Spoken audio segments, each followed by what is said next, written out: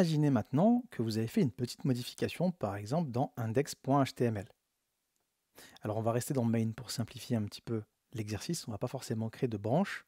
Ce qu'on va faire, c'est qu'on va créer, je sais pas moi, allez, un petit span, histoire de modifier quelque chose. Je vais mettre ici my modification, voilà. Et vous êtes sûr de cette fonctionnalité-là, vous souhaitez l'envoyer dans votre branche, vous allez pour cela faire un git add all, et vous décidez de faire un commit, comme ceci. Et là, vous mettez modification de la page index.html. Et là, aïe, vous vous rendez compte qu'en fait, vous ne souhaitiez pas modifier ce fichier-là et que le commit n'a pas lieu d'être. Là, le code que vous avez fait n'est pas bon. Et vous souhaitez annuler le dernier commit pour ne pas l'envoyer en fait. Comment est-ce que vous allez faire ça? Eh bien, heureusement pour nous, on a aussi une commande et je vais vous la dévoiler. Vous allez tout simplement faire un git reset head comme ceci.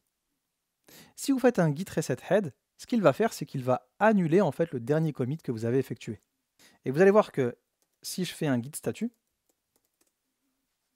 alors là, je vois que mon commit est encore présent. Pourquoi? Parce que j'ai oublié un petit flag. On reviendra un petit peu après sur ce que sont les flags. Je vais faire un git reset head. Et ici, si je refais un git statut, vous allez voir que mes modifications sont encore effectives sur ma branche en local, mais ici, le commit a été annulé. La preuve, il me propose de refaire un git add pour pouvoir le committer ensuite. Le commit ayant été annulé, ce serait intéressant d'aller voir ce qui s'est passé en ligne. On va aller sur Google Chrome. Je vais recharger la page.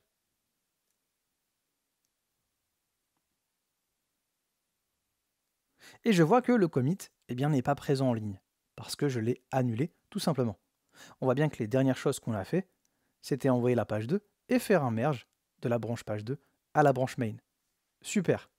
Alors attention, vous avez certes annulé le dernier commit en cours, mais vous n'avez pas annulé les modifications.